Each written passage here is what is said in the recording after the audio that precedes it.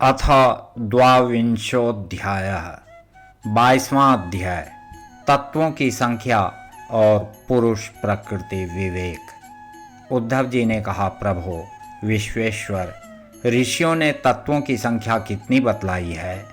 आपने तो अभी 9, 11, 5 और 3 अर्थात कुल 28 तत्व गिनाए हैं। यह तो हम सुन चुके हैं, किंतु कुछ लोग 26 तत्व बतलाते हैं तो कुछ 25, कोई 7, 9 अथवा 6 स्वीकार करते हैं, कोई 4 बतलाते हैं तो कोई 11। इसी प्रकार किन्हीं किन्हीं ऋषि मुनियों के मत में उनकी संख्या 17 है, कोई 16 और कोई 13 बतलाते हैं।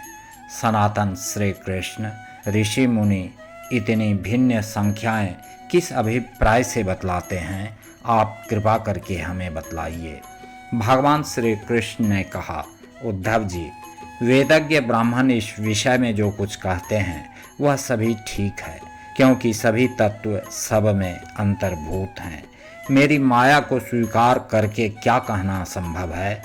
जैसा तुम कहते हो वह ठीक नहीं है, जो मैं कहता हूँ वही यथार्थ है। इस प्रकार जगत के कारण के संबंध में विवाद इसलिए होता है कि मेरी शक्तियों, सत्व, रज आदि गुणों और उनकी वृत्तियों का रहस्य लोग समझ नहीं पाते, इसलिए वे अपनी अपनी मनोवृत्ति पर ही आग्रह कर बैठते हैं। सत्व आदि गुणों के क्षोभ से ही यह विविध कल्पना रूप प्रपंच, जो वस्तु नहीं केवल नाम है, उठ खड़ा हुआ है। यही वाद विवाद करने वालों के विवाद का विषय है।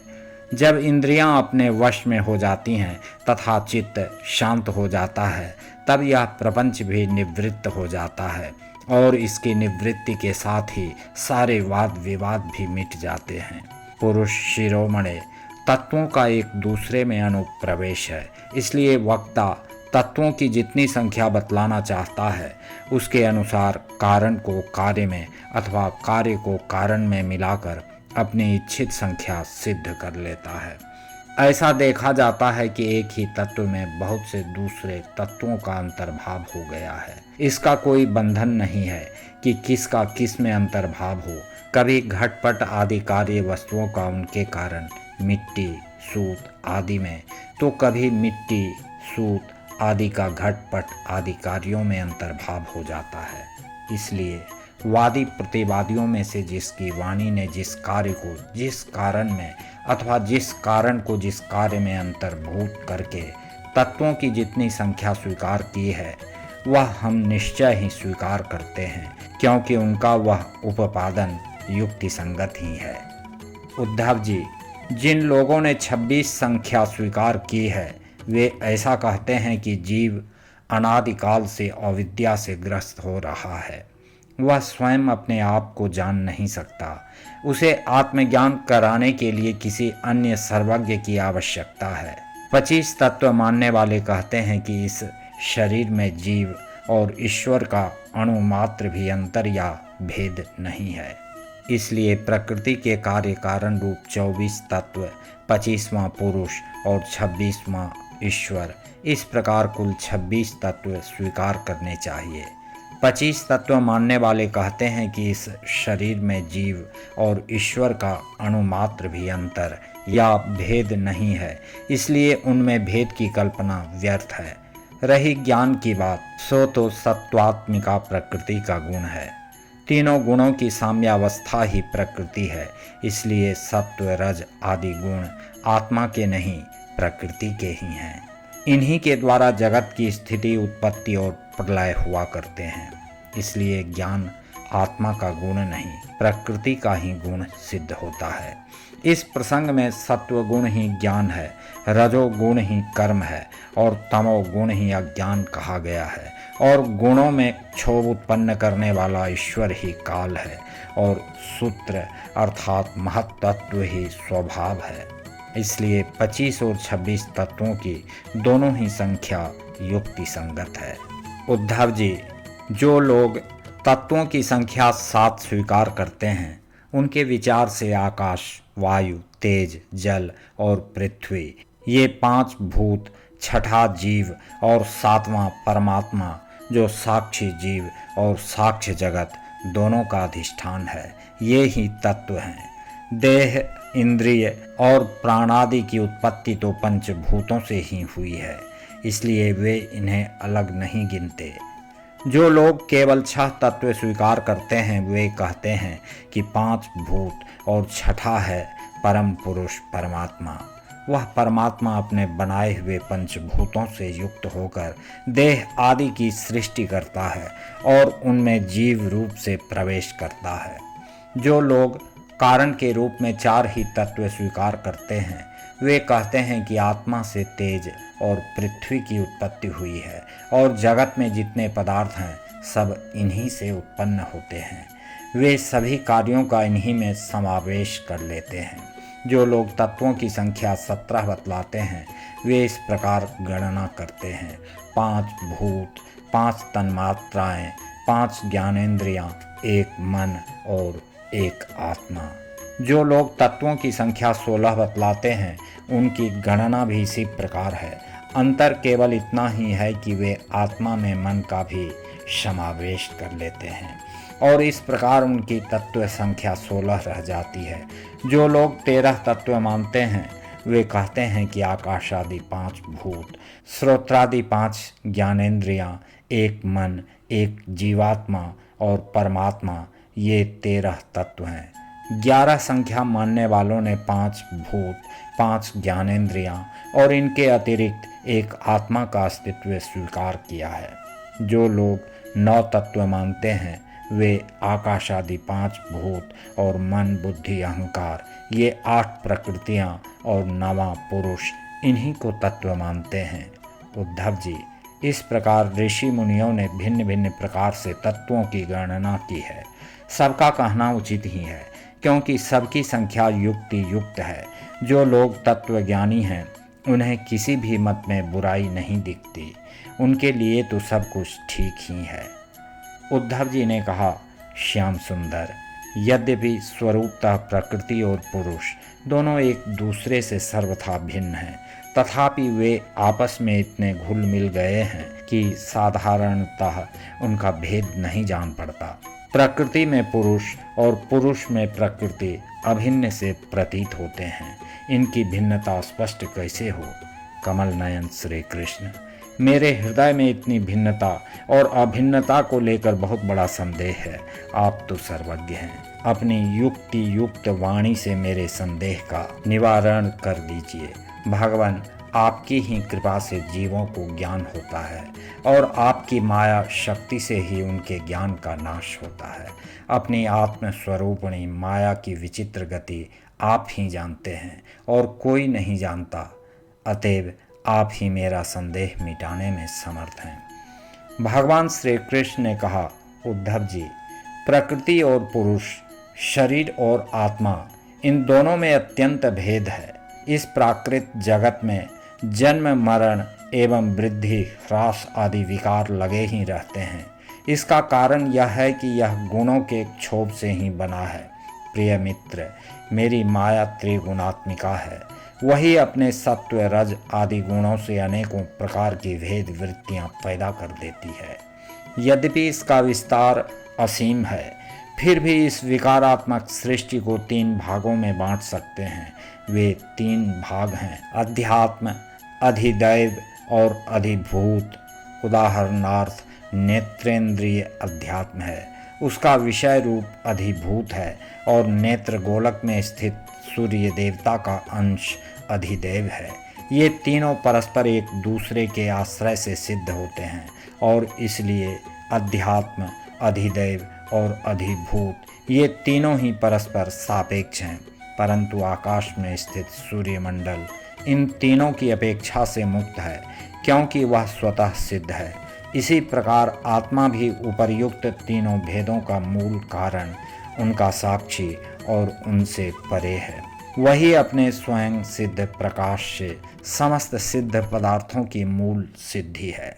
उसी के द्वारा सबका प्रकाश होता है। जिस प्रकार चक्षु के 3 भेद बताए गए, उसी प्रकार त्वचा, श्रोत्र, जिह्वा, नासिका और चित्त आदि के भी 3 भेद हैं। प्रकृति से महत तत्व बनता है और महत तत्व से अहंकार। इस प्रकार यह अहंकार गुणों के क्षोभ से उत्पन्न हुआ प्रकृति का ही एक विकार है। अहंकार के 3 भेद हैं, सात्विक, तामस और राजस। यह अहंकार ही अज्ञान और सृष्टि की विविधता का मूल कारण है।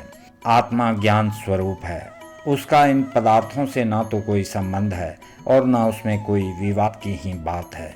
उद्धव जी ने पूछा, भगवान, आपसे विमुख जीव अपने किए हुए पुण्य पापों के फलस्वरूप ऊंची नीची योनियों में जाते आते रहते हैं। अब प्रश्न यह है कि व्यापक आत्मा का एक शरीर से दूसरे शरीर में जाना, अकर्ता का कर्म करना और नित्य वस्तु का जन्म मरण कैसे संभव है? गोविंद, जो लोग आत्मज्ञान से रहित हैं वे तो इस विषय को ठीक ठीक सोच भी नहीं सकते और इस विषय के विद्वान संसार में प्रायः मिलते नहीं, क्योंकि सभी लोग आपकी माया की भूल भुलैया में पड़े हुए हैं।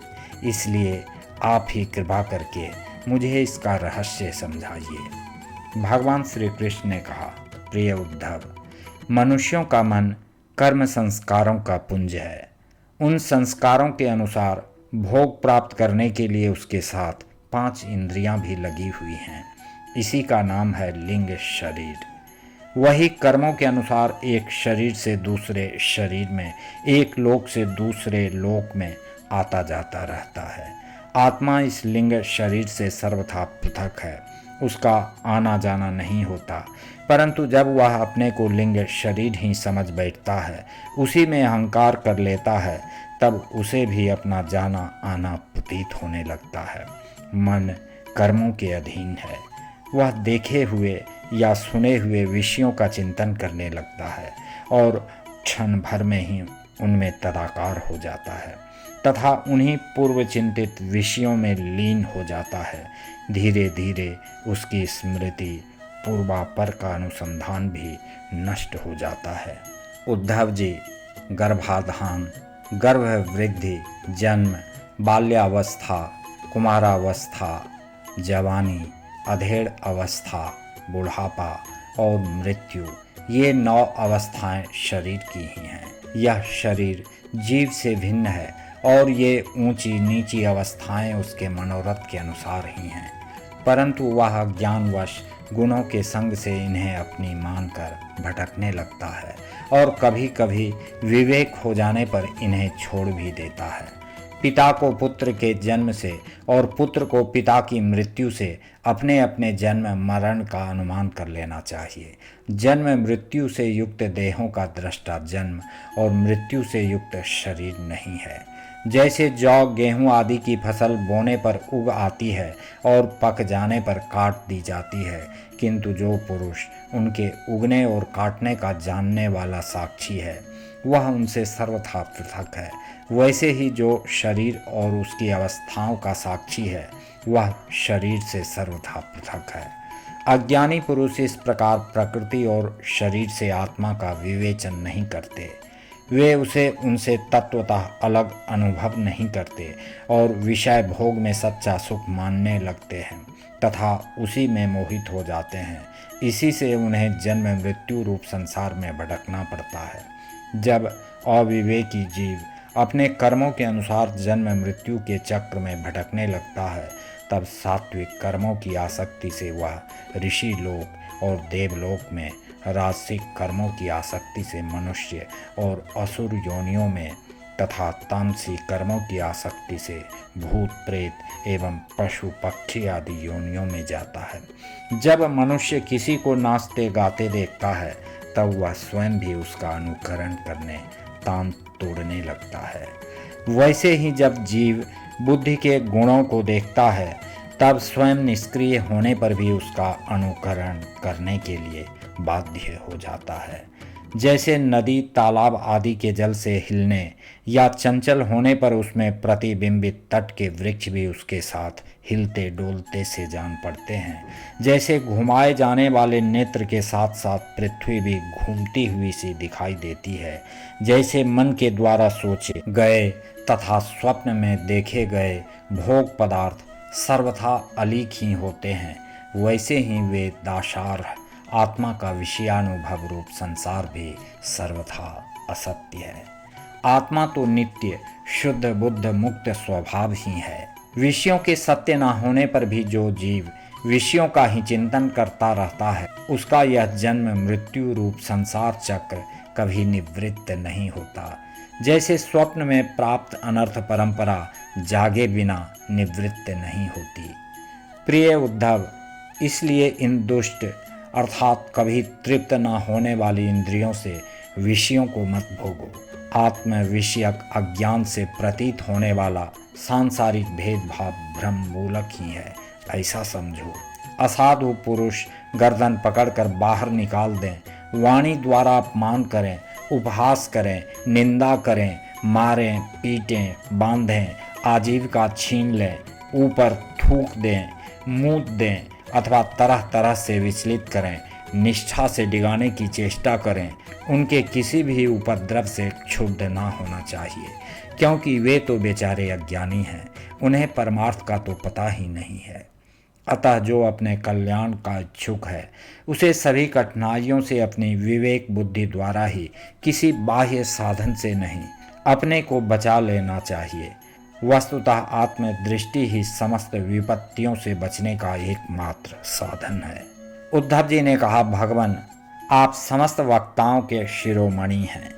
मैं इस दुर्जनों से किए गए तिरस्कार को अपने मन में अत्यंत असह्य समझता हूँ। अतः जैसे मैं इसको समझ सकूं, आपका उपदेश जीवन में धारण कर सकूं, वैसे हमें बतलाइए। विश्वात्मन, जो आपके भागवत धर्म के आचरण में प्रेम पूर्वक संलग्न हैं, जिन्होंने आपके चरण कमलों का ही आश्रय ले लिया है, उन शांत पुरुषों के अतिरिक्त बड़े बड़े विद्वानों के लिए भी दुष्टों के द्वारा किया हुआ तिरस्कार सह लेना अत्यंत कठिन है, क्योंकि प्रकृति अत्यंत बलवती है।